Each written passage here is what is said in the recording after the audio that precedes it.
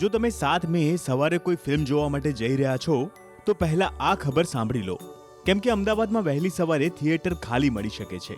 અમદાવાદમાં થિયેટર એસોસિએશને મતદાન જાગૃતિ માટે મહત્વનો નિર્ણય લીધો છે. શહેરમાં મલ્ટીપ્લેક્સમાં કામ કરતા કર્મચારીઓ અને તેમના પરિવારજનો મતદાન કરી શકે તે માટે વ્યવસ્થા કરી છે. ઇસ્કોન વાઇડ એંગલ મલ્ટીપ્લેક્સમાં કર્મચારીઓ મતદાન કરી શકે તે માટે મૂવીના મોર્નિંગ શો કેન્સલ કરી દેવાયા છે. મલ્ટીપ્લેક્સમાં કામ કરતા કર્મચારીઓને સવારે 11 વાગ્યા સુધી રજા અપાઈ છે, જેથી સવારના સમયે તેઓ મતદાન કરી શકે. સવારે તમામ મૂવી શો કેન્સલ કરવામાં આવ્યા છે. બપોરે 11 વાગ્યા બાદના મૂવી શો યથાવત રહેશે. વહેલી સવારે કર્મચારીઓ તેમના પરિવાર સાથે મતદાન કરી શકે તે માટે આ નિર્ણય લેવાયો છે.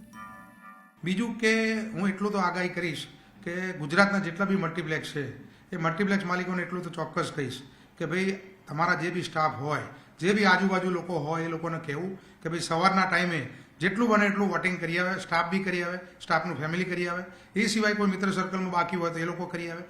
વોટિંગ અવશ્ય કરે, કારણ કે વોટિંગ કરવું બહુ જરૂરી છે. જેવી રીતે આપણા ઘરની અંદર પ્રસંગ કોઈ હોય છે અને કેવું ધામધૂમથી ઉજવવી છે, એવી રીતે એક આ મતદાન કરવાનું એક બહુ અવશ્ય લાગણી છે. અને આવનારા ટાઈમમાં એક સારા વ્યક્તિને તમે ચૂંટીને લાવો તો આપણું ભવિષ્ય ભારત દેશ ક્યાંય આગળ જાય. એટલા માટે એક વિનંતી કરું છું કે ભાઈ વોટિંગ કરવા જરૂર છે. હું જોવા જઉં તો લગભગ 15 દિવસ પહેલાં એક ગવર્મેન્ટ કર્મચારી મારી પાસે 4 આવ્યા હતા. એટલે એ લોકોએ મને આગલા દિવસે કીધું કે રાકેશભાઈ મેં કાલે આવવાના છે, તમારા સ્ટાફને હાજર રાખજો. એટલે મેં લગભગ 40 જણને મેં હાજર રાખ્યા અને મારા ત્યાં 101 જણનો સ્ટાફ છે. એટલે અમુક વીકલી ઓફિસર લોકો ના આવ્યા પણ મેં 40 જણના સ્ટાફને હાજર રાખ્યા. આજુબાજુ શોપ છે એ લોકોને બી મેં બોલાયા. એટલે એ ટાઈમે મેં જનજાગૃતિ અભિયાનનું મેં શરૂઆત કરાવડાવી કે ભાઈ આ દિવસે ઇલેક્શન છે, કે ભાઈ 7/5/2024ના રોજ સવારે 7 થી સાંજના 6 વાગ્યા સુધી ઇલેક્શન છે.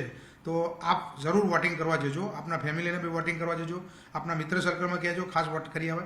એટલે મેં એ ટાઈમે 15 મિનિટ ખુદ મેં બી આ લોકોને સમજાયા અને ગવર્મેન્ટ કર્મચારીઓને બી સમજાયા. એટલે મારા ત્યાં અમે જોવા જઈએ તો આવતીકાલે લગભગ 7 તારીખ છે. એટલે સવારે જે મારો પહેલો શો હોય છે 11:30-12 વાગ્યા સુધી ટોટલી થિયેટર મારું બંધ રહેશે.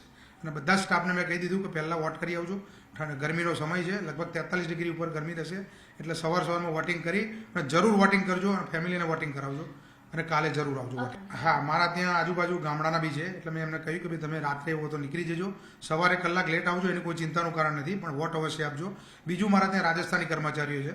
એટલે રાજસ્થાની છોકરાઓને મેં કીધું કે જ્યારે પણ રાજસ્થાનનું ચૂંટણીનું ઇલેક્શન હોય ત્યારે જરૂર બી રજા પાડજો, આખો દિવસ રજા પાડજો, તમે તારા આવતા નહીં, પણ ઇલેક્શનમાં ટાઈમે વોટ જરૂર કરજો. એટલે મેં ખાસ મને બહુ એટલો ખ્યાલ નથી પણ મને આશા છે કે લગભગ જેટલા મલ્ટીપ્લેક્સ અમદાવાદની અંદર છે, લગભગ 70 થી 80 મલ્ટીપ્લેક્સ છે, એ લોકોએ મારી માફક કદાચ નિર્ણય તો લીધો જ હશે. મને એટલું અંદરથી મને આસ્થા છે, કારણ કે આ જરૂરી છે, દરેક માટે જરૂરી છે, પોતાના સ્વાર્થ માટે નહીં પણ દરેક માટે છે. બીજું કે હું એટલું તો આગાહી કરીશ કે ગુજરાતના જેટલા બી મલ્ટીપ્લેક્સ છે એ મલ્ટીપ્લેક્સ માલિકોને એટલું તો ચોક્કસ કહીશ કે ભાઈ તમારા જે બી સ્ટાફ હોય, જે બી આજુબાજુ લોકો હોય એ લોકોને કહેવું કે ભાઈ સવારના ટાઈમે જેટલું બને એટલું વોટિંગ કરી આવે, સ્ટાફ બી કરી આવે, સ્ટાફનું ફેમિલી કરી આવે, એ સિવાય કોઈ મિત્ર સર્કલમાં બાકી હોય તો એ લોકો કરી આવે. વોટિંગ અવશ્ય કરે, કારણ કે વોટિંગ કરવું બહુ જરૂરી છે. જેવી રીતે આપણા ઘરની અંદર પ્રસંગ કોઈ હોય છે અને કેવું ધામધૂમથી ઉજવવી છે, એવી રીતે એક આ મતદાન કરવાનું એક બહુ અવશ્ય લાગણી છે. અને આવનારા ટાઈમમાં એક સારા વ્યક્તિને તમે ચૂંટીને લાવો તો આપણું ભવિષ્ય ભારત દેશ ક્યાંય આગળ જાય. એટલા માટે એક વિનંતી કરું છું કે ભાઈ વોટિંગ કરવા જરૂર છે.